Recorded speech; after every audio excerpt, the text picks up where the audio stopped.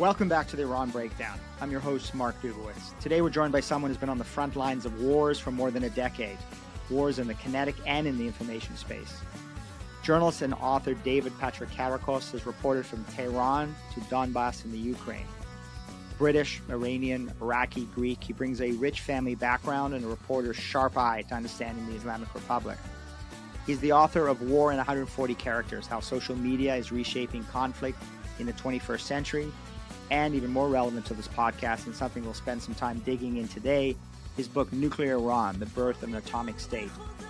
With the Islamic Republic entering a new and volatile phase at home, across the region, and in the information space, David brings an important perspective to help us understand what's real, what's spin, and what's coming next. So, let's break it down. David, great to have you. Thank you for inviting me. Great to be here. Well, it turns out that you came to Washington and reached out to me, and we were going to have a casual meeting, and I roped you into a podcast. So you did, but I'm pleased, and it's great. This, I don't know if people can see it, but you've got these wonderful action figures over here of what appears to be a muscle-bound Saddam Hussein and Osama bin Laden in combat fatigues. I love it. I just fantastic. You've got your American flag above it. It's got everything. Yeah, and behind you got the Iran Wars by Jay Solomon and a number of other good books. And you're an author. Yep. You're a journalist and a real expert on many conflicts. Thank you. I think I'd sort of describe it as you've been covering beleaguered democracies. So you're at the Foundation for Defense of Beleaguered Democracies. Beleaguered Democracies, at yes. FDD, and that's exactly what we cover. But before I jump into the conversation with you on Iran specifically, we start these podcasts on who are you? Your personal story, leading to your professional story, and then we'll talk about the subject at hand. Sure. Well, I mean, it's a deeply existential question, but I'll answer it superficially. So I'm British, I'm half Greek, I'm half Iraqi, Iranian, I'm Jewish. So it's a bit of everything, really. A Londoner as well, I guess you'd put into my identity. I grew up in northwest London, which is, I guess, is like going up in like the east side of New York or something. What's the equivalent Jewish area? So you were like in Golders Green? In Hampstead, slightly up the road, but like, pretty much there. Upper West Side. Yeah, fine. Upper West Side, yes. Yeah. And that was all fine. And, because of that's where I came from, obviously I needed to be a doctor, which I hated, I hated all sciences, a banker, I was financially illiterate, or a lawyer.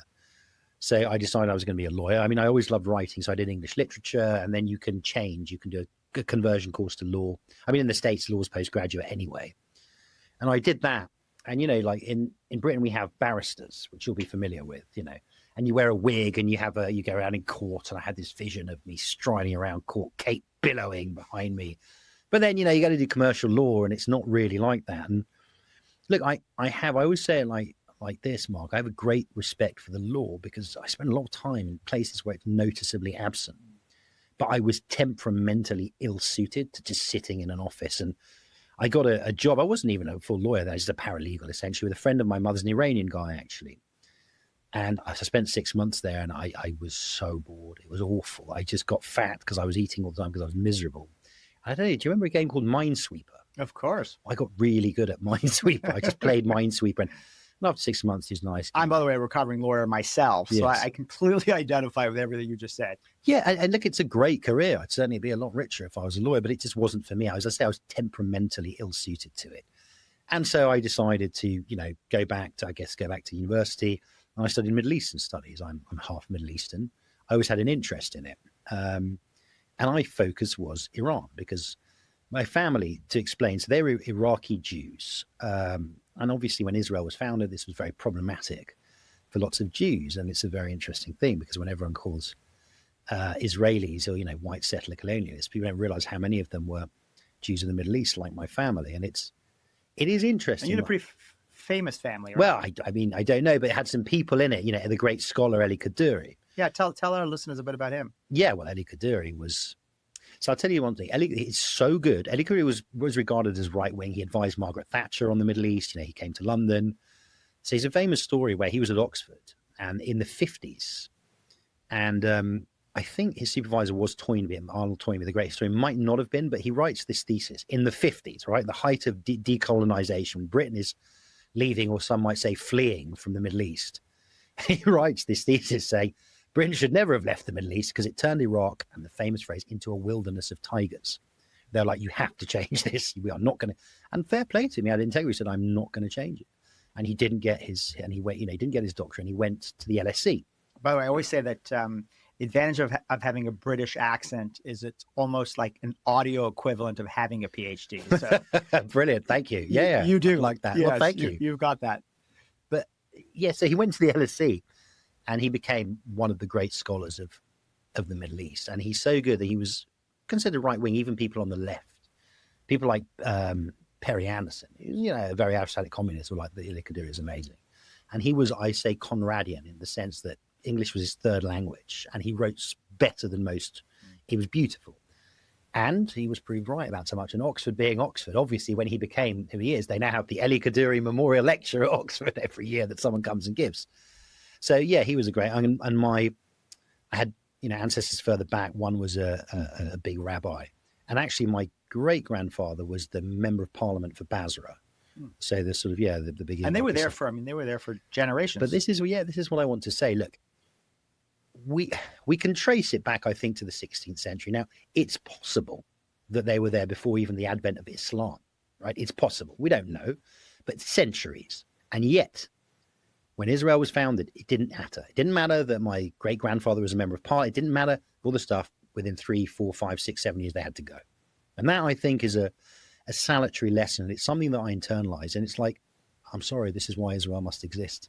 There's so many reasons, okay? There's so many reasons. We're not going to get into the Balfour Declaration now, but I'm sorry, but it didn't matter. They were Iraqis for centuries, possibly before even Islam. I don't know if the statistics are correct, but I mean, a large percentage of Baghdad was Jewish, right? Yes. A quarter, a third. Yes. Yeah. I mean, it was huge Jewish influence on that city. Yeah. I mean, and then when now basically gone, zero. It is. Look, this is a great tragedy because Baghdad was one of the great Levantine cities of history, and it was Jews, it was Christians, it was a center of commerce, a center of learning, and it just degraded into a sectarian hellhole in many ways. It's a real tragedy. Whether or not you're Jewish, it's a tragedy for Iraq. And even now, there's 2-3 Jews left, and there's still lots of Jewish. So I went there. I went and I looked around the Jewish quarter, tried to find where my family had lived, couldn't quite do it. It was quite a powerful trip for me. And that's just, I mean, that really is the story of the Middle East, right? I mean, whether you go Morocco, Algeria, Tunisia, even Iran, obviously is the subject of this podcast. And we spent some time talking about the Iranian Jewish community. There still is an Iranian Jewish community. 20,000. But they, nowhere near the size that it was historically. They live in fear. Yeah. Every so often, the regime targets. Yeah, it does accuse that community. Being Israeli spies, and that's what my family became. So they had to leave Iraq, and they went to Iran. And my mother was born in Baghdad, but I think she left when she was 2 or 3. She was the most Iranian woman in the world, right? So for years, I would say I'm half Iranian because even though genetically I'm half Iraqi, whatever you want to call it, but that was the influence on me.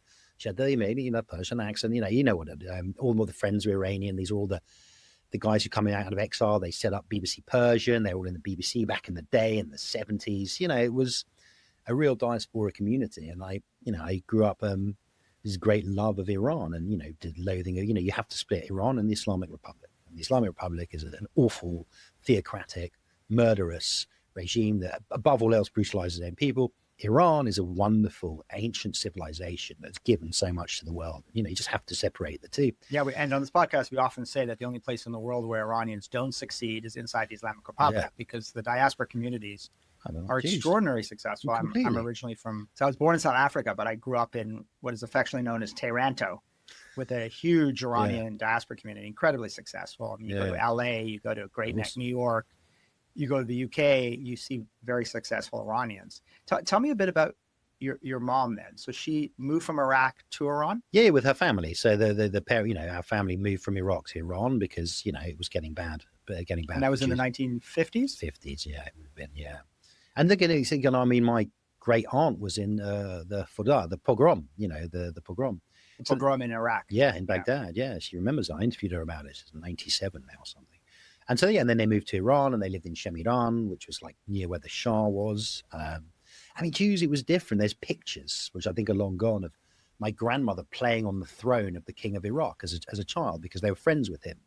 And when they were leaving Iraq, I think there was an arrest warrant out for her because of her relations with the former king, who was obviously overthrown by what then eventually produced Saddam Hussein. I think maybe it was one of the young people that did it. I don't quite remember. So it was different. For, the Jews were very integrated. They were part of, elite society as they became in Iran as well.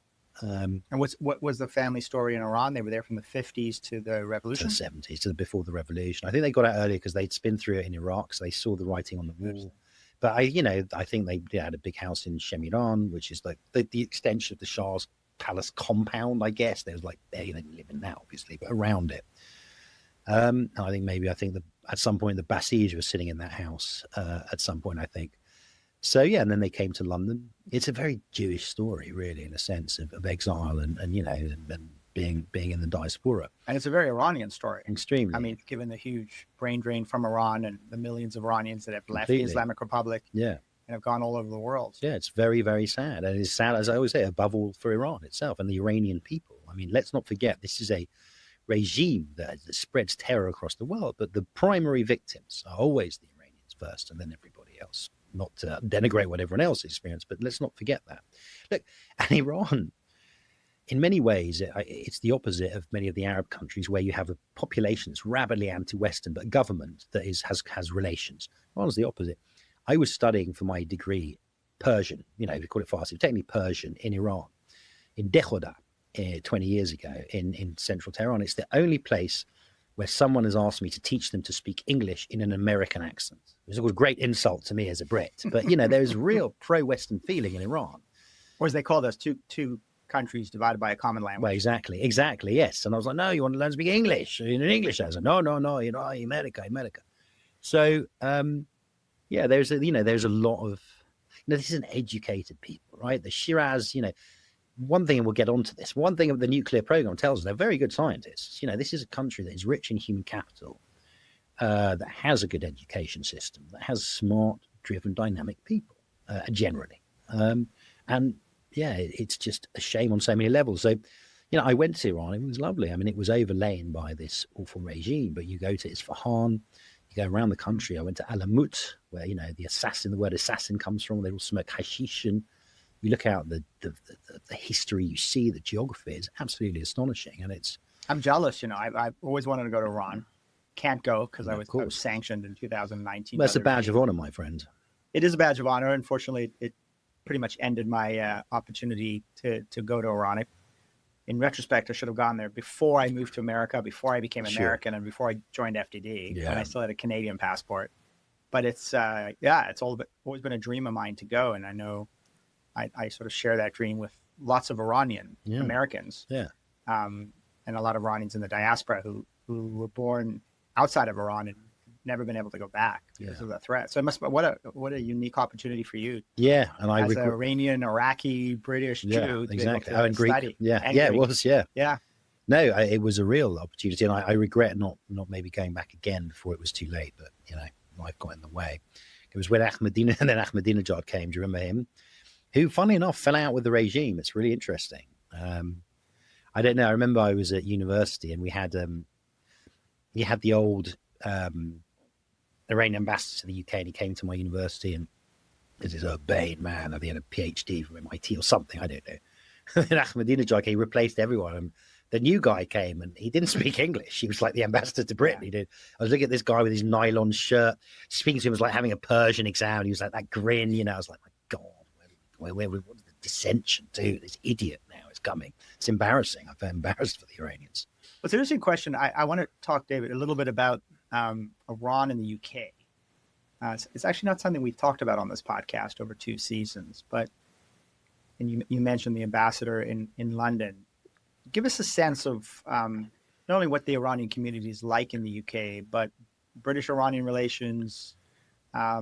One of the things that struck me, I was just recently in the UK speaking to Iranians, is actually the fear they have living in London about Iranian assassinations and death squads. And I know Iran International, for example, had a headquarters in London, had to move to Washington after one of its correspondents was stabbed. I know. And almost killed. And that correspondent is not only not living in the UK, he's not even living in Washington. He's had to move somewhere in the Middle East to be safe. I know, it's extraordinary. So this is a really good question, Mark, because Iran-British relations are all very unique. There's a long history between the two countries. everyone talks about this, and I'm sure you've talked about it on this podcast before, but Uncle Napoleon. So you know what this is. It's a very famous book that it's a satire, and this man's Uncle Napoleon, he loses his trousers and he blames the British. And it's this thing that they think, honestly, I mean, as a Brit, it's really good for the ego. You go to, when I was in Iran, it's the last place on earth they think Britain still runs everything. Like, oh, no, you manipulate the Americans. You're already pulling all the strings. You're like, eh. Although it was quite funny. I had an Iranian friend, and after Brexit, he called me and went, yeah, you know what? I think you were right when you said Britain aren't controlling everything, because you can't even control your own country, can you? And I was like, this is what I've been telling you for years. So, but there's this long, history. And the Iranians, God love them. I used to go and see a man called, I'll segue into to answer like this, called Ali Ashgar Sultaneh. Now, Ali was the Iranian ambassador to the IAEA, the International Atomic Energy Agency. So he was in Vienna. He was a charming man. I'd come in, he'd be so charming. He'd sit down, he'd just lie to me for an hour. Very charming, he'd just lie. We have no intention of getting a nuclear. But every single thing would start the same. Like with every Iranian diplomat I'd ever met, first of all, there'd be like 10 minutes of boasting. It was like, we are an ancient civil. Then there was a 20-minute litany of all the grievances that Iran has suffered. And this is the thing. It's like the British, you did this to us, you did that to us. Because, Iran was never colonized by the British, but us and the Russians came in 41. I mean, we essentially told Reza Shah to go. So we did it, and we put, we were looking for the Qajar was we were looking for the heir to put him on the throne. But it turned out he was in London. He couldn't speak Persian. He was calling himself Lieutenant Drummond. So like, well, we can't do him. So we put his son on the throne, essentially. So they're still annoyed about this. Then the famous 1953 coup. We still seem to get most of the blame, which I think is very unfair, given the leading role of the CIA. So it is in the Iranian psyche. It still exists. Like, I don't know, I'm sure some of your listeners will remember, when you had the Green Revolution in 2009, and Khamenei did that big speech, he blames the BBC for not CNN, he blames the BBC for a lot of this. So it's still. By the way, we all blame the BBC for lots of things. Well, we blame the BBC. He's the whipping boy of the world, and some of it, unfortunately, is deserved. Very well deserved. Yeah. But there is this, in the Iranian psyche, Britain does loom large. So there is a particular. As sort of the American whisperer. Yeah, and Sly, MI6. Yes, and it's just perfidious Albion. Yeah, perfidious Albion, and it's like, but it's not just the American whisperer. It is now, but before it was like, you did this to us. You did it. There's the Anglo-Iranian Oil Company. It's all of this stuff, and as I say, it's all there. Tick it off this litany of grievances. It's always the same. Like, we have never invaded a country since fair. We have never been aggressive to any country. You know what I mean? It's like, and it's the same thing, and it's just there in the psyche, and they feel it very strongly. They have this very toxic mix of a superiority complex combined with a persecution complex, which is that's an interesting way of putting it. And yet they have a embassy in London. They do, yeah. A large embassy, clearly staffed not just by diplomats, but by Ministry of Intelligence. And they're using London as a place not only for diplomatic warfare, but also to threaten Iranian dissidents. Yeah, so I did a piece, which I'm going to show you the picture. I did a big piece. I called it like a dispatch from Little Tehran. And in this grid of central London, you have several Islamic Republic buildings. One is a school, where they caught them singing, God bless the martyrs, God bless Soleimani or whatever. Another is some kind of center that's essentially Khamenei's office in London. And, there's a grid of streets and you have all of these buildings. And I'm like, and during COVID, they got like furlough money. It was ridiculous, right?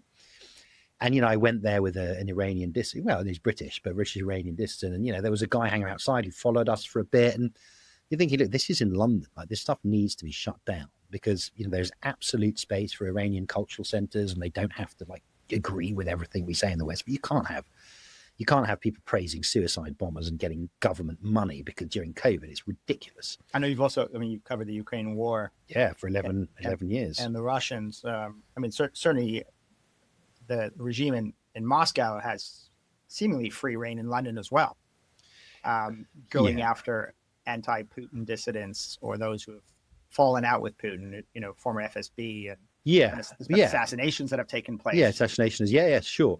Yeah, I mean, look, we're getting tougher on that. The problem is the City of London. So I want to show you this photo. The City of London was just cleaning everyone's money. It was long done. So there was clamped down on that, and the Roman Abramovich, Putin's bag man, he ran Chelsea Football Club. It's a very British way of hoofing him out of the country. There was a problem with his visa. He's very British, and so he left. And they took Chelsea away from him, because it was getting too much, and Ukraine was just too much for everybody. So, Britain was always, or London was always, a place for people to come in a good sense, exiles, diaspora, because it was seen as very stable. And it's a good place to park your money. It's the only country there's never been a revolution. We killed the king and we put his son back on it, 20 years later. It's always a safe place to sort of put your money. But that was exploited. It was exploited and weaponized by corrupt people. And so, it was, but Salisbury, where they tried to kill basically a guy who defected to Britain. And then they trolled Britain by put them, Elliot Higgins found their GRU identities. And because Putin had put them on TV in Russia saying, no, we were just looking for this famous Salisbury Cathedral, these two GRU assassins. And that really got to everyone. And that's when my Ukrainian sources will say that's when the support from Britain really ramped up. Ukraine. No, it's strange. I mean, I think, as you know, David, I was sanctioned by Iran in 2019. Badge of honor, Mark. Badge of honor. Honor. But I've got to tell you, London's a place where I don't feel safe. That's interesting. Where I actually take security when I go to London. Really? And it's quite extraordinary because, I've spent a lot of time in the UK. I played rugby in the UK as a teenager in my 20s. And it was always a place that I felt perfectly safe. And I was always, such an Anglophile growing up in the Commonwealth. When I go to London today, that's the photo. I look like the mullah of the mosque, though. Do you see what I mean? It's a great photo. We'll have to put that on our YouTube so that viewers can watch that. But it is, it's not a place where I feel safe anymore. I know a lot of my Iranian friends don't feel safe anymore. But let me switch. Sorry, can I start? Sorry. Yeah. When did you start feeling that? I started feeling that personally after 2019. Just because it was at that point that I got sanctioned and the threats started coming in. I don't know what to date it for Iranians. I think for Iranian dissidents in London, it's been a number of years. And clearly, there was a whole wave of assassination attempts right after the Islamic Revolution when Khomeini and the Guard Corps, the Ministry of Intelligence, just started hunting down former members of the Shah's government. And, they even killed somebody in Bethesda, Maryland. I was going to say, you've had it here as well. Blocks away from here. Yeah. But it was particularly acute for me after 2019. It sometimes just feels when I go to London, and this is a whole separate discussion, but there are areas of London where you walk in and you feel like, am I really in England? This doesn't look like England anymore. And I'm sure you've had that feeling as well, not only growing up there, but having traveled throughout the Middle East. It's a place where I worry. You and I have had this discussion offline. I worry about the future of the UK. But I want to get to some of your books, because you were writing about Iran's nuclear program, 13, 14 years ago, right? Yeah, I got lucky. Okay. I decided, when I was in university, I wasn't going to go and be a lawyer, as we said. I want to be a journalist. And it just so happened that I decided to do my thesis on Iran's nuclear program. This was 2006, 2007. No one really knew anything about it. And I came out just as it really blew up. And I was getting the front cover of magazines, not because I was any good, but I just had this knowledge that no one else had. So it was very important in launching my career. And then kind of got stuck in a bit of a dead end, Mark, because then I was like writing, for like 3 years, I just wrote the same article about the latest round of nuclear negotiations. I was going crazy. And then actually I was on a fellowship at Yale, and I was sitting there watching TV, and I saw this stuff going on in Ukraine. And I was like, I don't know why, I was like, I want to go there. Just into my, and then that charted me off in a different direction. But yeah, it was just really interesting. And I just look back at my book now, and I read it the other week or the other year now probably, but now there's an updated version. And I'm like, well, what was good in this? What was bad? And, we've all come on a bit of a journey, I think, with Iran. Back then I was the tail end of, Khatami, and there was hope, I feel something for Iran emotionally. And then as the years went by, it became plain to me that this regime was unreformable, just wasn't going to reform. And, the nuclear program is interesting because what I do with my book is I use it to chart, it's a history of modern Iran through the nuclear program, because it means different things to different regimes. And what it means, you can extrapolate what does it mean for the Shah? It says a lot about the Shah's self-image, what he wanted Iran to be. What it meant for the Islamic Republic was about its insecurities, about what it wanted it for. So you can extrapolate out. So in that sense, it was interesting because you look at the way that Iran has changed under this regime. You look at what it's done. And in the beginning, I was for the Iran deal because I was like, okay, we just cannot have these people getting a bomb. Now, either the Americans are going to bomb it, and only they really have the technology, and this is 13 years ago, or it's just going to keep pushing and pushing and pushing. But someone has to either get on the pot, or but if there's not going to be anything to stop it, then we have to try and limit it, even though it was imperfect, right? But in the end, Trump, I don't think Trump drilled down on the granularities of the situation, but he was probably right to do what he did. And then the action came, right? Because before the action came, like, if you're going to not have a deal, but let it keep doing what it's doing, that's not a solution, right? A lot of people are like, well, there can't be a deal. Well, what's the solution? Well, I don't know, but there can't be a deal. And it's like, well, it's just going to keep going and going. If you're not going to do it, and like I was speaking to diplomats back in the day, and they're like, look, if Iran, and this is under Obama, like, look, the Israelis were desperately trying to get the Americans to do it for years. We all know this.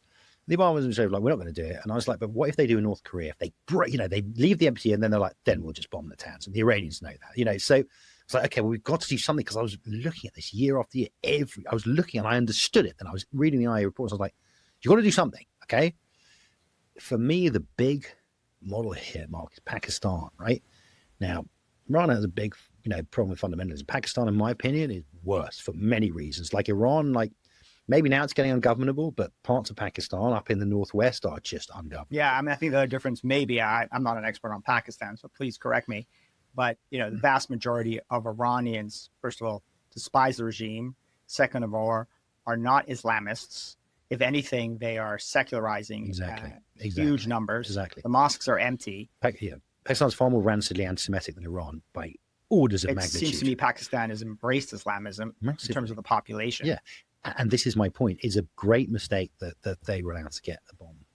And the Iranians, this is the thing, that look at the model. They were like, when the US decided to go into Afghanistan after 9/11, they decided to go in and take out a regime that had harbored and funded the Taliban.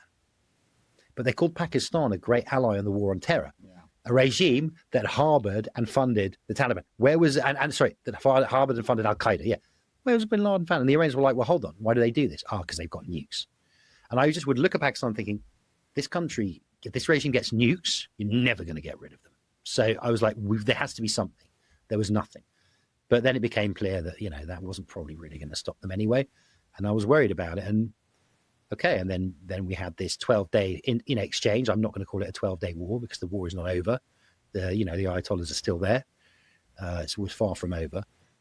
And so action was taken. How the degree to which it set back the program, I don't know. There was a lot of people going, it hasn't done much. I knew that was nonsense. Yeah. I think the technical assessment that I trust the most is probably from the Israel Atomic Commission, which has got real serious experts who are not going to exaggerate to help Netanyahu or Trump. And I think they think technically it's about 2 to 2.5 years. So I would add on to that the 3 years that Trump has left remaining in his term, because I don't think, I might be wrong, but I don't think it's wise for the regime to once again try to rebuild its nuclear weapons capabilities under Trump, having seen President Trump order military strikes and back Israel's military strikes. So you can take 3 years on the political calendar, 2.5 on the technical calendar, and maybe that's 5.5 years. Yeah. So maybe we bought ourselves 5.5 years into 2030, which, by the way, I'm sure our listeners are very much aware of this, but 2030 is essentially when most of the restrictions would have expired under the JCPOA. Sunset clauses, yeah. Right. So 2030 under the JCPOA is all the provisions gone, restrictions have sunsetted, Iran can build an industrial-sized nuclear weapons capability, and they have over $1 trillion in sanctions relief under the deal. Yeah. They wouldn't have been able to legally build the weapons capability on the NPT, but yes, you're right. But there was nothing precluding them from going to 90%. Sure. Well, they were there anyway before. Well, that's right. Under Biden, they went to 84%. They certainly are comfortably at 60%. But they would have had about $1 trillion worth of sanctions relief. Now they get to 2030, enrichment capability destroyed, plutonium reprocessing capability destroyed, and they're broke. They got no money. Yeah. So I think, at least given those two alternatives, I think we're better off having gone out of the JCPOA. We are, but you understand that it was not a given that he was going to do this. And no one thought that the Americans would strike. Surprised so many people. Oh, absolutely. So that's my point, right? You had to do something if you were not going to try and restrict them anyway. But even you say it now, you use the phrase, we bought more time. It's just until you can solve, and the problem is a regime problem, okay? Right. That's the problem. It's about buying time, however you do it. Let me ask you this, David, and then I want to get to your other book, because I think it's very pertinent to this topic, is about the regime. I mean, I've long held the view and have certainly been criticized a lot in Washington for holding this view that we need to change the regime in Iran, and there should be a fundamental pillar of U.S. policy to provide maximum support to the Iranian people to bring down this regime in the way that Reagan provided maximum support to anti-Soviet dissidents during the Cold War, while putting maximum pressure on the regime using economic, diplomatic, and selective military power when necessary. That is not a popular opinion, I would say, today in Washington, though it's a very popular opinion amongst listeners of this podcast. Sure. The Israelis, I think, have turned the corner after October 7th, where I think they have made toppling the regime in Iran a central pillar of their strategy, after many years of not actually including that as part of their strategy against Iran, because I think ultimately they thought Iran's too big, we're too small, we can't do this without the Americans. We don't necessarily have these capabilities to undermine and weaken and bring down the regime in Iran. Where do you stand on the question of what I guess is regime change? Though I also caution people that phrase tends to mean 500,000 mechanized troops invading Iraq you don't want that. or Afghanistan. And that's not what anyone's talking about. So look, it's a very good question. I think it's questions of timing, right? First of all, when you say, regime change, you're talking about supporting the Iranian people is what you're talking about. So while I would always think about this in this way. So when I was at university, Iran was a big subject of my study, and I studied the Iranian Revolution. And so, as you will know, Ayatollah Khomeini was in exile in Paris. And what they would do, his supporters, they would take these cassette tapes of his sermons and they would smuggle them into Iran. And it took about 2 years for those to percolate around. And the Shah was doing things that pissed people off as well. But it took 2 years to build that groundswell for then this uproar, and then he was overthrown. In the Arab Spring, Facebook, as it was then, social media technologies were able to diffuse information, mobilize people so quickly, they could get those same numbers of people, 100,000 onto the streets in hours. But here's the difference, Mark. The Islamic Revolution was built around the architecture of Ayatollah Khomeini. As soon as the Shah fell, Khomeini was there. Okay, there was nationalists and that they then pushed aside, but he was there to step in. Because social media was so diffuse, there was never any leaders of the people. So Mubarak fell, he resigned. And then they were like, well, what do we do? And into the void stepped the Muslim Brotherhood. And now you have Sisi, who's in many ways worse than Mubarak, if you're looking at being an autocrat. So what does this mean about Iran? There's no Khomeini amongst the opposition now. There's no leader, right? So I think what it is now, of course, listeners to the show are going to say to you, well, David, I mean, that's not true, because Reza Pahlavi has enormous support inside Iran and outside Iran. He's been able to mobilize social media in quite an effective way. And I note your book, War in 140 Characters, how social media is reshaping conflict in the 21st century. And I want to tie in that book. Clearly, social media as a catalyst for revolution has some extraordinary potential. Yeah, and look, social media, when you strip away everything, what does it do? It mobilizes people and amplifies messages. And the two are obviously syncretically linked anyway. So it's very good at doing that. Look, we can go back and forth about Reza Pahlavi. He's a very nice man. I've met him. I mean, Iranian politics is a snake pit. I mean, let's see. Certainly when I was there, or the people I speak to, they didn't see him as a future leader, but fine. What I'm saying is he's not on the ground yet. And, I don't see people in the streets chanting for him as they were for Khomeini in the sort of years running up to it. But I think they are chanting his name. The question that we have to ask ourselves, because it's very difficult to know, is how big is the support? I mean, are these millions of people chanting his name? I'd be surprised. Or only tens of thousands? I'd be surprised. But look, the point I'm making is that I think now there's a more fertile ground for it within Iran, right? This is all about what do the Iranian people want, right? It's not about trying to, put in some guys, not like trying to put in some Ahmed Chalabi that the Iraqis, they just didn't want. So when I was looking, and we talked about this, and when I was looking at the footage coming out of Iran, of the night vision, of all these people wandering out, commandos, a lot of people seem to think these were like, scores and hundreds of Israelis. They weren't. This is during the 12-day. During the 12-day exchange. Right. These were Iranians, right? I'm sure there were some Mossad people on the ground coordinating. But that said something to me, Mark, that there is so much hatred in the regime that Israel had a freedom of action to operate on the ground that it didn't have even 5 years ago. And so when you talk about regime, I guess a bit like when we talk about helping the Iranians to realize their own internal regime change, let's put it like that, then I think now there is fertile ground for this now because the Iranians clearly want it. So that I think is an important thing. And I'm not into any country going and changing anyone else's regime. But if there is such brutality, if you see such uprising from the people inside, that they are, that you can assist them with that. Absolutely. I still question that there's an organized, let's forget there's an organized movement, yeah, but that can grow. Now, we've got to look at this analytically, right? Israel is far better at kinetic warfare than the Iranians, but the Iranians are much better at political warfare. The strength of Hezbollah, actually, it's not the rockets, it was the schools, like the social thing. I don't know how good Israel is at political warfare. We've got to be, very good at taking stuff out. I don't know, so let's see. But I think there's more fertile ground now for Israel to help those on the ground who want to remove the regime that's brutalizing their own people, right? How competent Israel can do that in terms of more political warfare and stuff like that and helping them, I don't know. Yeah, I know. It's tough, right? It's an open question. I think the Israelis have finally turned the corner, as I said, and have sort of made toppling the regime a central pillar of the strategy. The question 100%. is, do they have the same extraordinary capabilities that they've demonstrated on the kinetic side to run those patient influence operations exactly. and political warfare, as you've called it? The other thing that I think is important, I was just recently doing an Iran International panel, and this is being beamed into Iran. And we were talking about a range of issues. And the one thing that I wanted to foot stomp on that panel and wanted to ask your opinion of, since you were in Iran, is this question of regime competence. Because I think there's a huge amount of attention paid to regime brutality, corruption. We can talk about, the economy, rolling blackouts, massive water shortages. Regime has also shown militarily that they're not as competent as people thought they were. I know.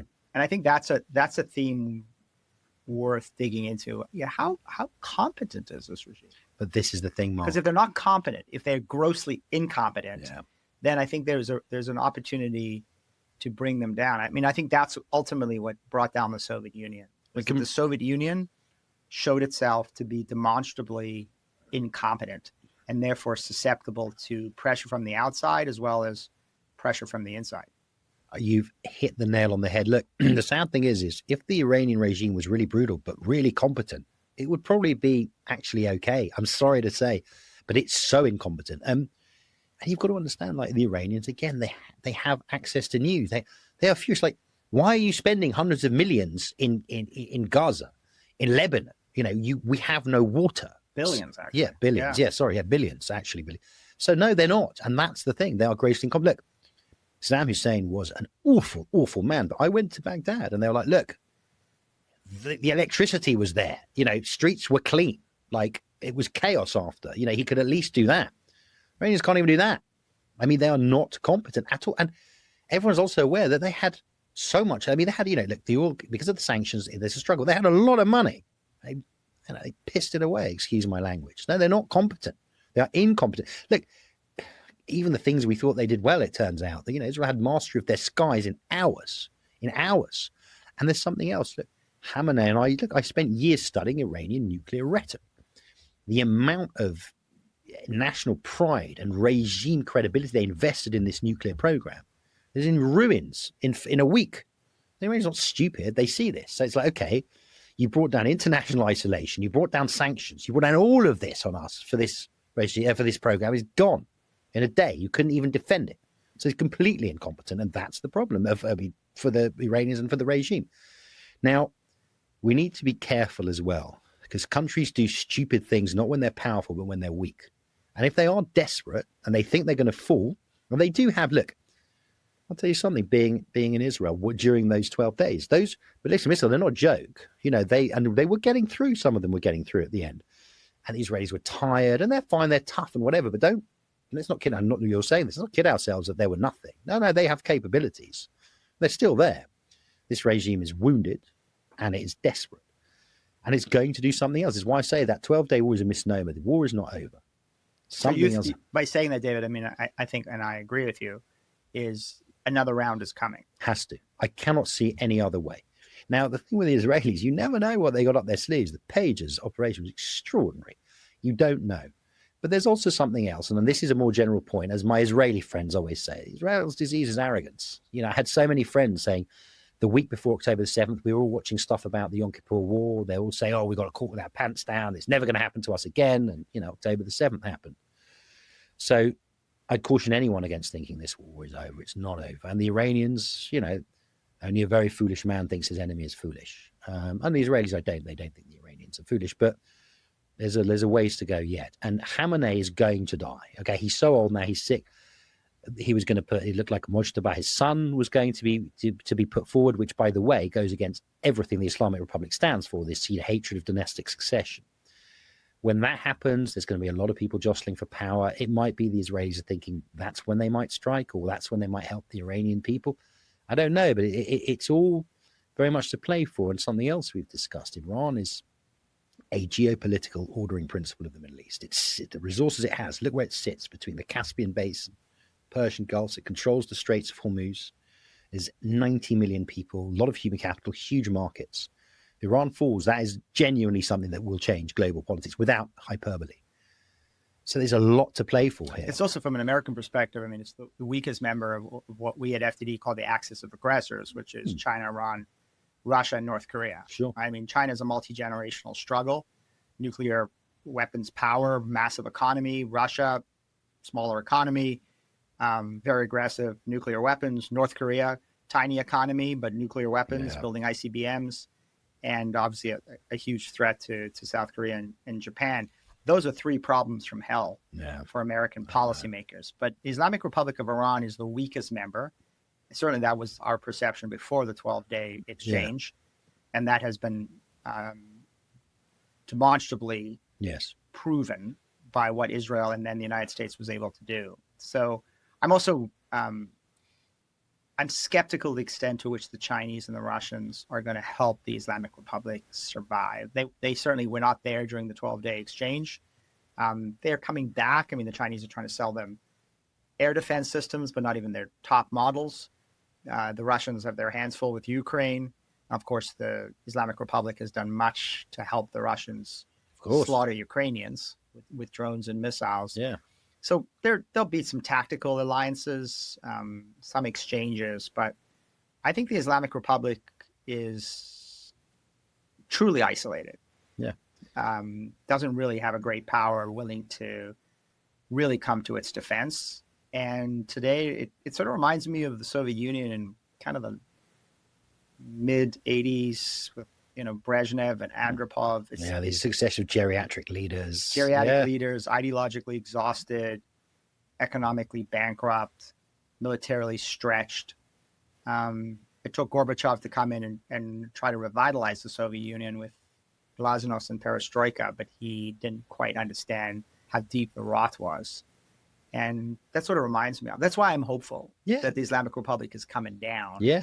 I just think British, American, and other Western policymakers, we've done so little to support the Iranian people. We've been on the streets repeatedly since 2009, and most recently in the Women Life Freedom protests, where Iranian women, unbelievably courageous, stood up to the mullahs and the Guard Corps and the Basij and took off their hijabs to end gender apartheid, got killed, imprisoned, raped, and it took chemical weapons attacks against Iranian schoolgirls to finally break the back of that protest. And yet here we are in 2025 going into 2026, and the videos of Iranian women on the streets of Tehran not wearing hijab, I mean, that is ultimate defiance. Sure. I mean, if the regime if the morality piece can no longer enforce their barbaric laws, then the regime is done. Look, I agree with you. It's funny. There's a couple of things I've learned over the last few years. I mean, the first is, sometimes we've just got to have the courage of our conviction. I remember when Soleimani was killed, and all these people on Twitter who I knew, Mark, the day before didn't have a clue who Qasem Soleimani was. They didn't have a clue. They thought, we can't do anything. It's going to be World War III.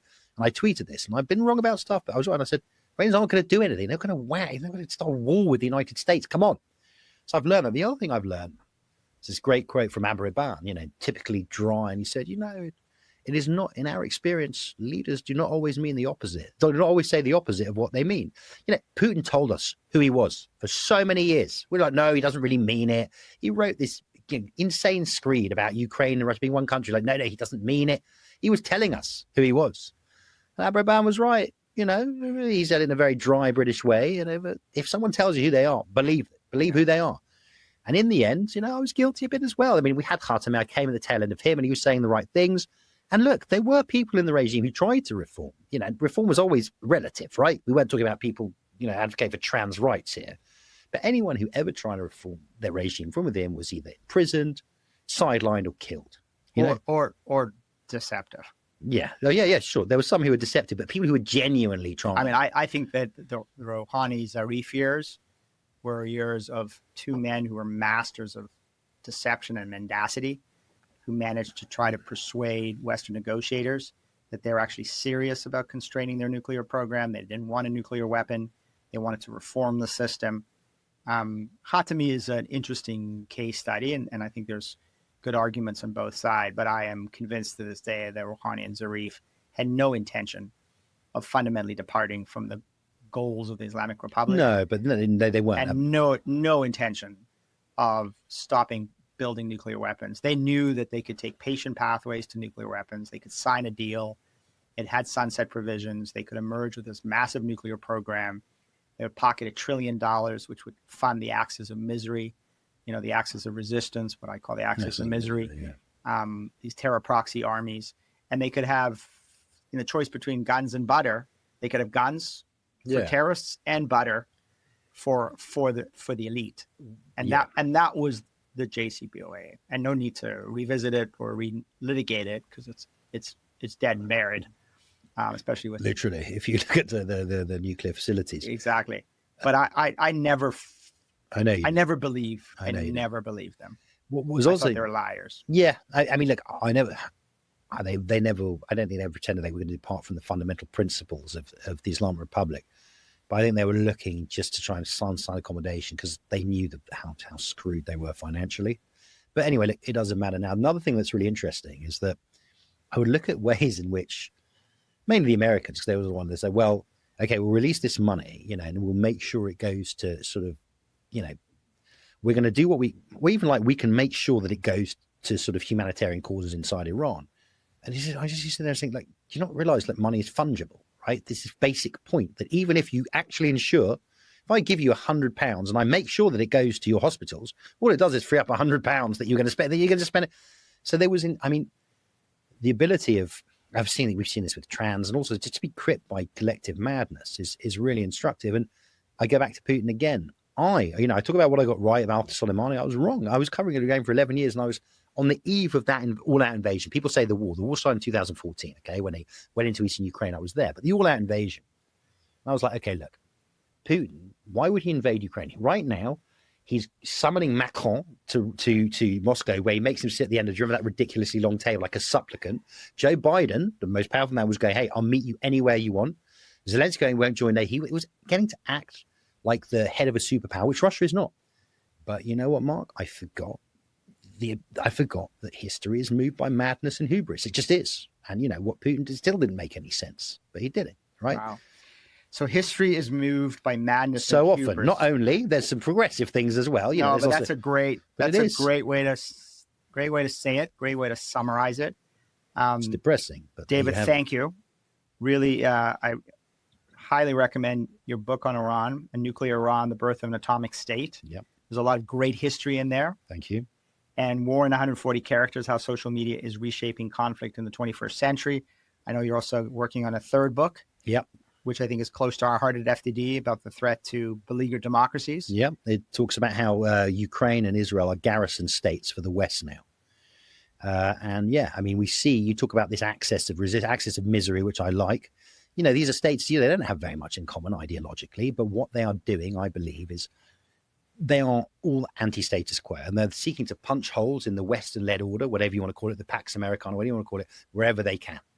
And we see the flashpoints in Ukraine, in Gaza, and in Taiwan. And that's why it's important for us to keep supporting all of those countries. Amen to that. And you're in the right place. Foundation Absolutely. for Advanced Democracies for that. David, thanks so much. Thank Such you. a pleasure. It really was. Cheers, Mark. My thanks to David Patrikarakos for sharing his sharp insights and frontline experience with us today. We'll be back soon with new episodes and deeper dives into the Islamic Republic, its proxies, its ongoing battles shaping the Middle East. I'm your host, Mark Dubowitz, and this has been the Iran Breakdown.